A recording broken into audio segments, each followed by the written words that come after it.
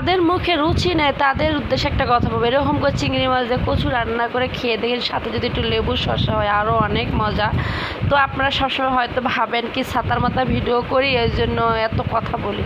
আসলে সত্যি কথা কি, আমি কোনো আপনাদের সাথে রেসিপি শেয়ার করতেছি না। আসলে এই কচু ভর্তাটা এত পরিমাণ মজা, আজকে আমি বাজারের থেকে কচু কিনে আনছি।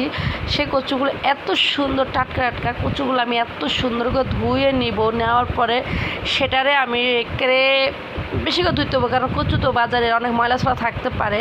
তো আমি একটু সুন্দর করে ধুয়ে একটা পাতিলে করে উড়াই এটা সিদ্ধ দিব, কারণ সিদ্ধ করে নেওয়ার সিদ্ধ করবো ওটা লবণ দিয়ে, আর কিছু দিব না, শুধু সিদ্ধ করব।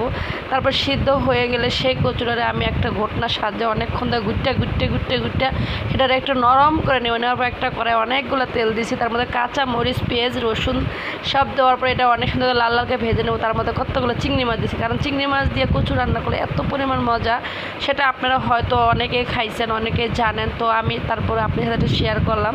তো এভাবে লাল লাল করে ভেজে তার ভিতরে আমি কচুগুলো দিয়ে দিতেন, কচুগুলো মাশাআল্লাহ খুবই সুন্দর লাগতেছে। তো এভাবে দেওয়ার পরে কচুগুলো দিয়ে সুন্দর করে এটা যদি রান্না করি এত পরিমাণ মজা হয়।